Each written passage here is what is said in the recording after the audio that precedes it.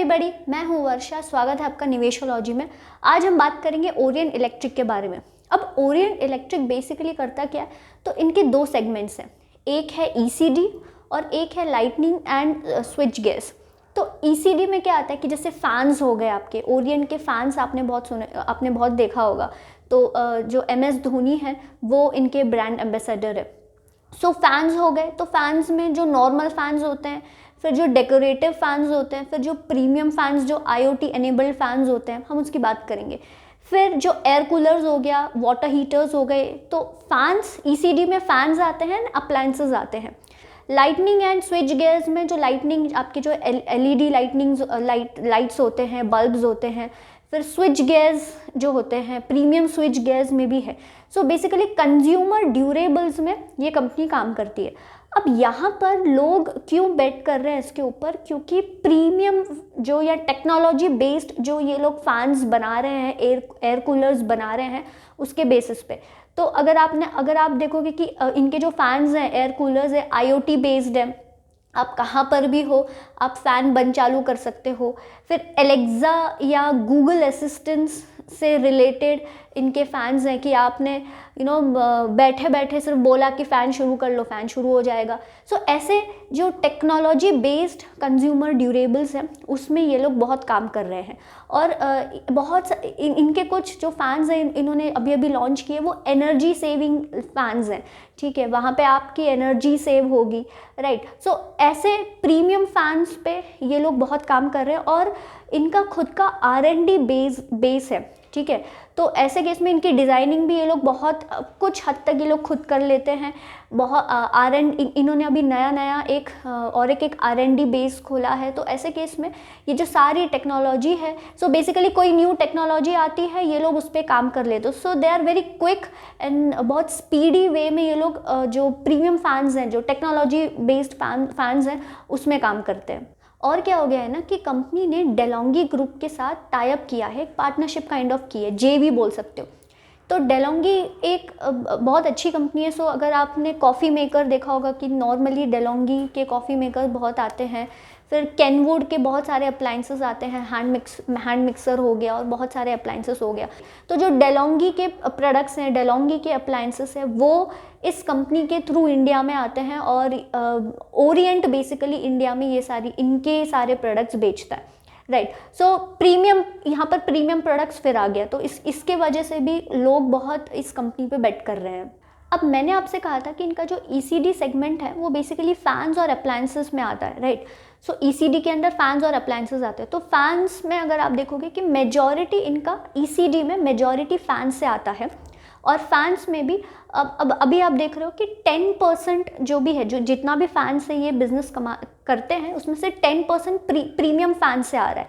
तो ये premium fans आगे जाके इनका बिजनेस में एक्सपोजर बढ़ने वाला है। तो ये एक अच्छी चीज़ हो गई। और फिर आप मार्केट शेयर देखोगे ना, तो इनका ऑलमोस्ट 50% मार्केट शेयर है फैंस की कैटेगरी में। सो और ये लोग बहुत अच्छे से एक्सपोर्ट भी करते हैं। तो अभी हालांकि एक्सपोर्ट से इनका बिजनेस इतना नहीं आ रहा है, लेकिन हम केपेक्स में बात करेंगे। जो साउथ इंडिया का इनका एक प्लांट आ रहा है, केपेक्स आ रहा है, वहाँ से ये लोग एक्सपोर्ट का भी एक्सपोजर बढ़ाने वाले हैं। तो ऑलमोस्ट ये थर्ड लार्जेस्ट कंपनी है when it comes to manufacturing and exporting of fans. Okay ना, एक इन्होंने न्यू प्रोडक्ट, ये कोरोना के टाइम पे इन्होंने 90 डेज में एक प्रोडक्ट लॉन्च किया था, दैट इज UV सैनिटेक। तो UV सैनिटेक में इन्होंने क्या प्रोडक्ट है कि आपके सारे जो चीज़ें हैं उसको वो सैनिटाइज कर लेता है। ठीक है, so they were very quick in launching this UV Sanitec. Within 90 days इन लोग ने वो प्रोडक्ट लॉन्च किया, जो कि अच्छा खासा सक्सेसफुल भी हुआ। सो जैसे मैं बोल रही थी आपको कि खुद की R&D होने की वजह से यहाँ पर ये लोग बहुत सारे नए प्रोडक्ट्स ये लोग लॉन्च कर पा रहे हैं क्विक वे में। ऐसा नहीं है कि ये लोग बाहर की IT कंपनियों से सर्विस नहीं लेते, ऐसा नहीं है, वहाँ से भी ये लोग लेते हैं। लेकिन इनका खुद का R&D सेंटर भी है, जो इनको नए प्रोडक्ट्स फास्ट लाने में बहुत ही सिनर्जी देता है। इन्वर्टर बेस्ड लाइटिंग्स भी इन्होंने लॉन्च की है कि आपकी मान लो लाइट चली गई तो 3-4 घंटे तक वो लाइट्स वैसे ही चलेंगी, राइट। सो ऐसे बहुत सारे नए प्रोडक्ट्स इन्होंने लॉन्च किए हैं और जो काफ़ी अच्छे से सक्सेसफुल हुए हैं। ओरिएंट इलेक्ट्रिक की अब कुछ अच्छी बातें, अगर मैं अच्छी बातों की बात करूँ तो पहला है कि मार्केट शेयर काफ़ी अच्छा, ऑलमोस्ट 50% मार्केट शेयर है कंपनी का। और ऐसे केस में जैसे इनका जो बिज़नेस है वो ईसीडी और लाइटनिंग एंड स्विच गियर्स है, राइट। सो इनका मेजॉरिटी बिजनेस जो ईसीडी से आता है। ईसीडी में क्या है, फैंस हैं और बाकी सारे अप्लायंसेस हैं, तो आपके एयर कूलर्स, आपके वाटर हीटर्स, ये सब इसमें आ गए और फैंस आ गया।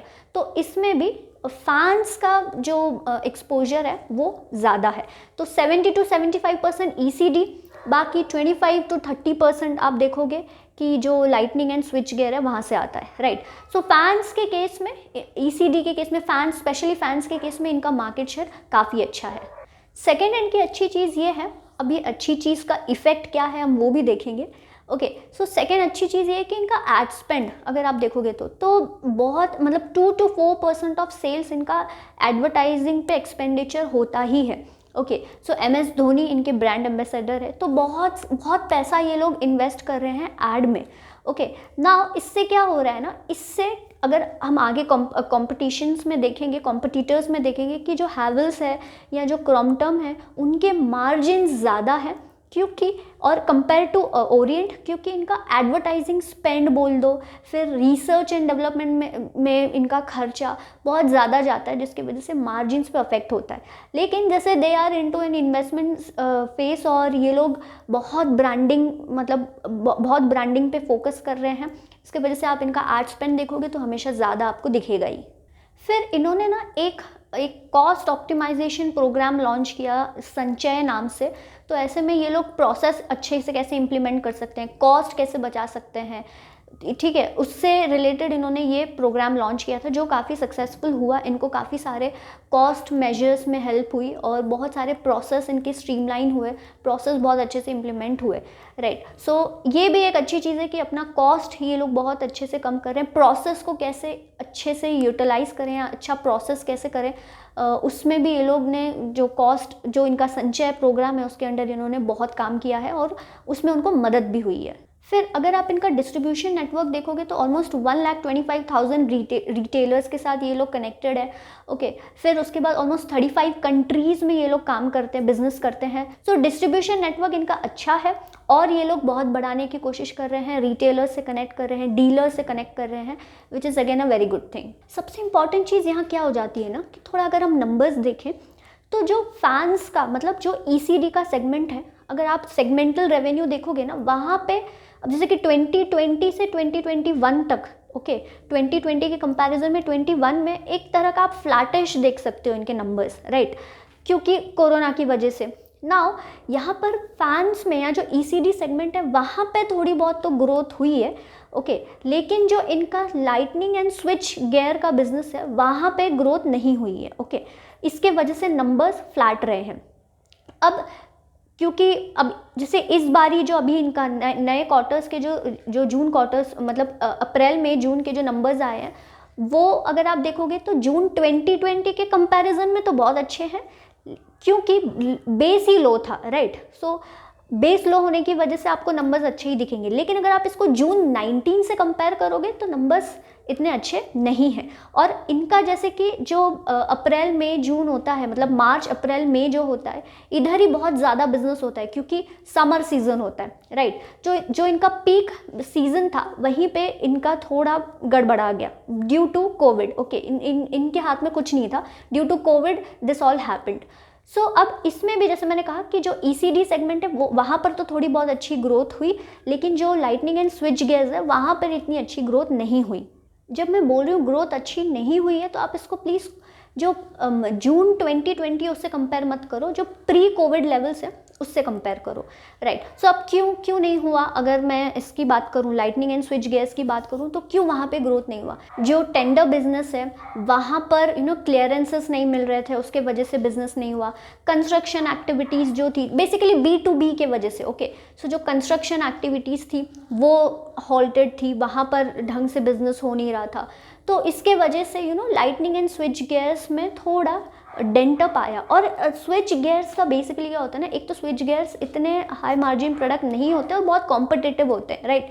सो ऐसे में इधर थोड़ा सा ना इन्फ्लुएंसिंग लगता है, मतलब जैसे आपको इलेक्ट्रिशियंस के साथ मीट करनी पड़ती है, राइट, रिटेलर्स के साथ मीट करनी पड़ती है, वहाँ पर आपको आपके स्विच गियर समझाने पड़ते हैं, जो बेसिकली इलेक्ट्रिशियंस जो होते हैं उनकी मीटिंग्स बुलानी पड़ती है। तो अब जब लॉकडाउन था तो ये सारी मीटिंग्स हुई नहीं, तो इन्फ्लुएंशियल जो प्रोग्राम्स होते हैं, जो इन्फ्लुएंशियल प्रोग्राम्स होते हैं वो बेसिकली हुए नहीं, राइट। सो ऐसे वजह से जो स्विच गियर था बेसिकली उधर इतनी बिजनेस नहीं मिले। हाँ, जून 2020 के कंपैरिजन में ग्रोथ दिखी यहाँ पर, राइट, क्योंकि बेस ही लो था। लेकिन अगर आप जो प्री कोविड लेवल्स की बात करोगे उसके हिसाब से ग्रोथ इतनी नहीं थी।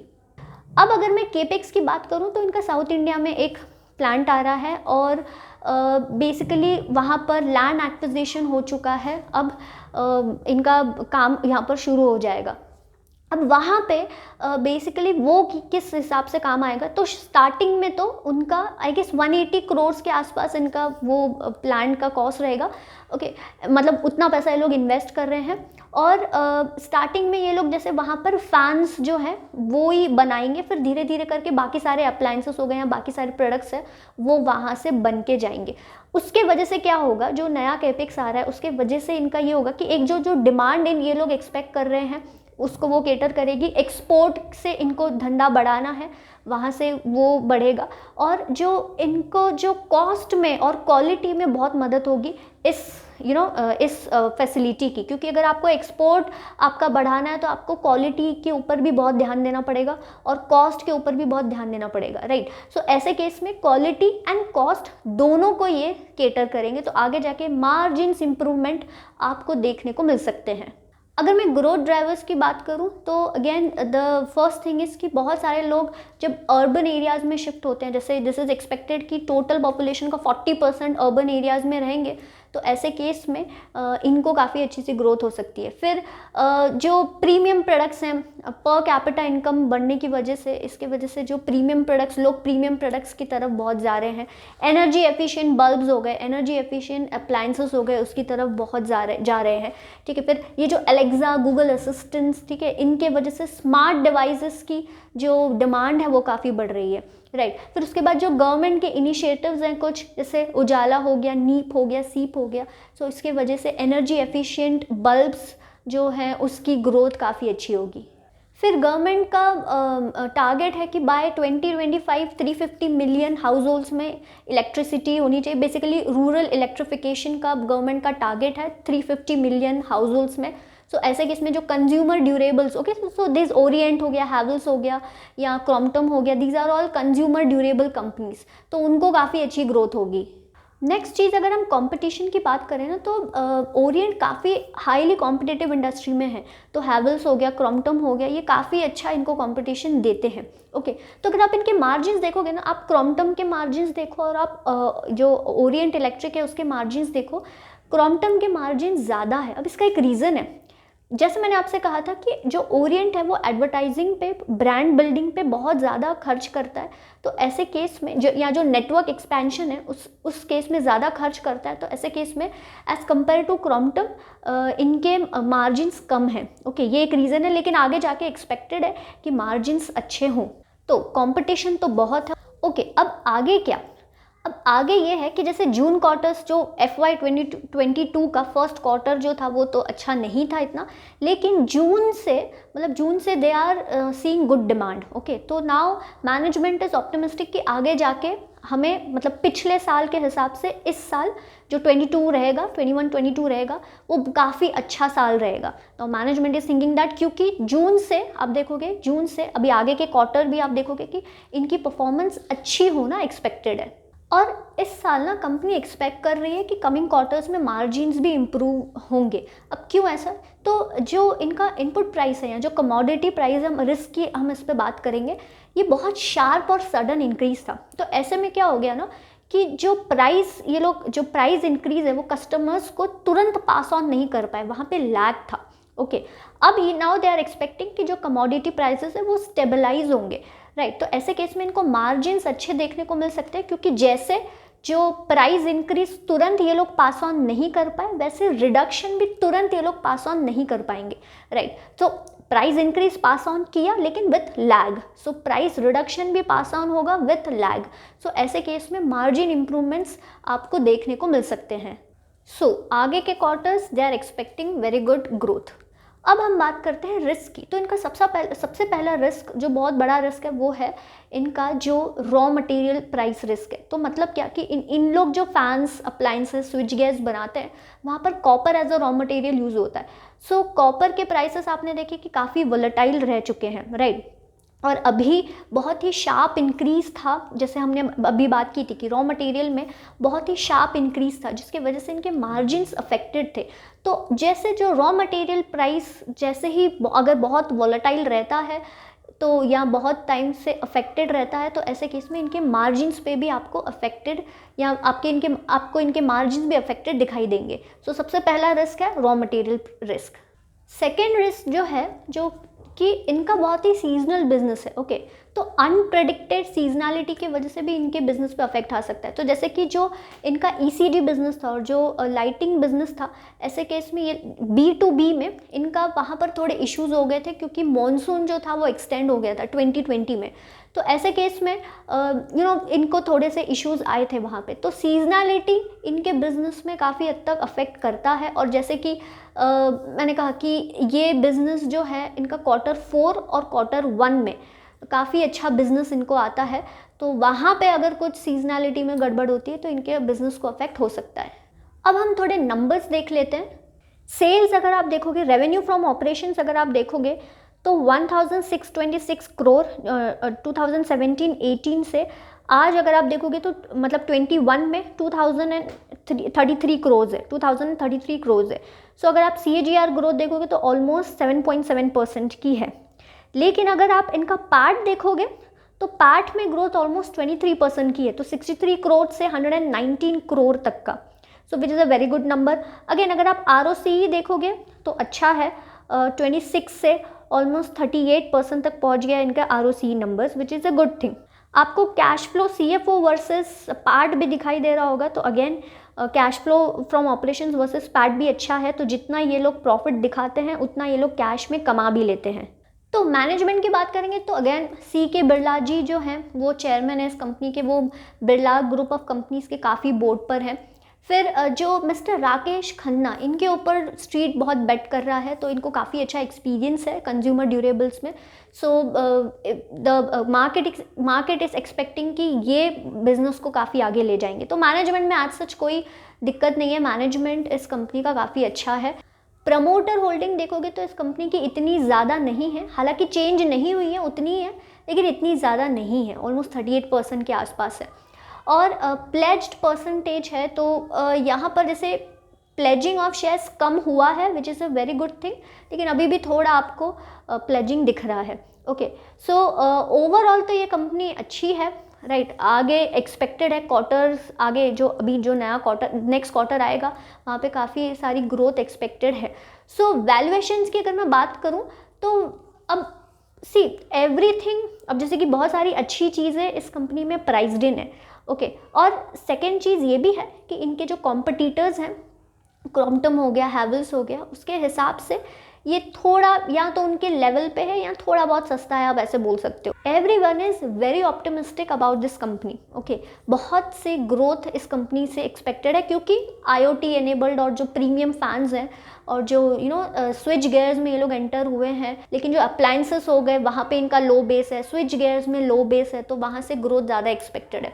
अब हमें ये देखना है कि आगे ये जो मैनेजमेंट कह रहा है कि क्वार्टरली रेवेन्यूज़ अच्छे आएंगे या क्वार्टर ग्रोथ अच्छी होगी, क्या वो सही में अच्छी होगी? क्योंकि मैनेजमेंट तो बहुत ऑप्टिमिस्टिक है, क्योंकि जून से लेके अभी जुलाई हो गया, अभी अगस्त चल रहा है, तो मैनेजमेंट को मतलब कंपनी को बहुत सारी डिमांड अच्छी मिली है, ओके। सो अगर क्वार्टरली रिजल्ट्स आगे अच्छे आते हैं तो ये कंपनी बहुत मतलब हो सकता है कि इसके वैल्यूएशंस या इसके स्टॉक प्राइस भी बढ़े, ओके। तो मुझे ये कंपनी थोड़ी महंगी लगती है, लेकिन अगेन ग्रोथ प्रॉस्पेक्ट्स कंपनी के काफ़ी अच्छे हैं। तो what we can do is कि ईदर अगर आपको ये कंज्यूमर ड्यूरेबल का बिजनेस अच्छा लगता है तो ईदर आप वेट करें, थोड़ा बहुत करेक्शंस अगर आते हैं तो आप एंटर कर सकते हैं, या तो अभी एंटर कर लो और उसके बाद अगर करेक्शंस आते हैं तो आप उसमें और एवरेजिंग कर सकते हो। लेकिन लेकिन लेकिन सबसे इम्पॉर्टेंट चीज़ ये है कि ये छोटी कंपनी है, ओके, तो इसमें जो रिएक्शंस होंगे वो भी बहुत सडन रिएक्शंस होंगे, तो करेक्शंस भी काफ़ी अच्छे से इधर देखने को मिल सकते हैं, okay. So small cap company है, ये थोड़ा ध्यान में रखना। और जैसे मैंने कहा कि अगर रिजल्ट्स अच्छे आए तो हो सकता है कि आपको स्टॉक प्राइस में अच्छी खासी तेज़ी देखने को मिले, लेकिन अगर रिजल्ट्स अच्छे नहीं आए तो हो सकता है कि करेक्शन हो। So better strategy would be कि आप डिप्स पे इसको अलोकेट करें अगर आपको ये कंपनी में इन्वेस्ट करना है, या तो अभी करके आप अभी मतलब इन्वेस्ट कर लीजिए और फिर धीरे धीरे जब भी डिप्स आपको देखने को मिले आप डिप्स पे अलोकेट कर सकते हैं। सो ये था पूरा ओरिएंट इलेक्ट्रिक का बिजनेस मॉडल फंडामेंटल एनालिसिस। उम्मीद करती हूँ कि ये वीडियो आपको अच्छा लगा होगा। अगर हाँ तो प्लीज़ इस चैनल को सब्सक्राइब कीजिएगा, वीडियो को लाइक और शेयर ज़रूर कीजिएगा। हम मिलेंगे नेक्स्ट वीडियो में, तब तक के लिए अपना ख्याल रखिए। जय हिंद, नमस्ते।